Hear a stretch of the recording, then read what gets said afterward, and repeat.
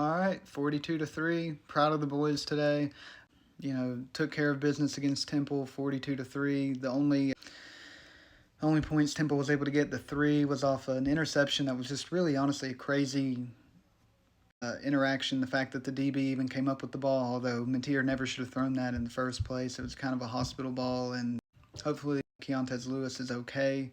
I haven't checked on his injury status, and I'm sure nothing will come out yet anyway. But hopefully he's okay. But 42-3, proud of them, the way that they handled things. Things didn't look as great as you probably would have hoped or would have liked to have seen against an opponent like Temple.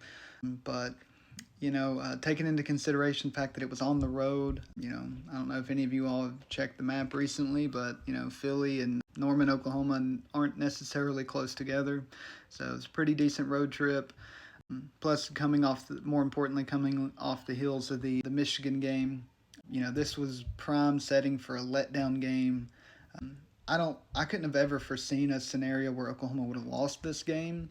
There was a 20, I think it was 25. It was either 24.5 or 25.5 point spread. Very easily could have seen this be a close game. Maybe like a 24-10 type game. I could have seen something like that happening, a letdown spot, have a little bit of a nervous scare against Temple like we've seen so many other teams have. But proud of this Oklahoma team. They fought through it. Given all the circumstances, again, it wasn't perfect. A lot of things you'd like to see differently, but very proud of them. Had a 100-yard rusher today that wasn't John Mateer.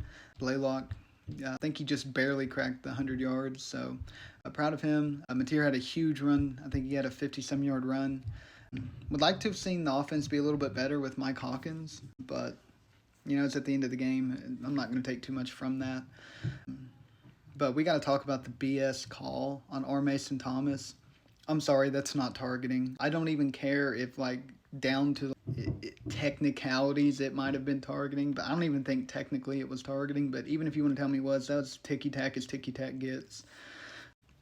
Absolutely disgraceful that he's going to get suspended for the first half of the Auburn game when we definitely are going to need him, although Auburn didn't really do much to impress me today.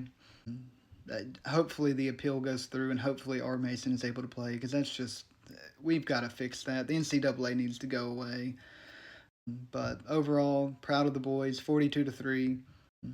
Couldn't have done it much better given everything that they've been through the last week or so with the Michigan win and then the travel. On to the next one.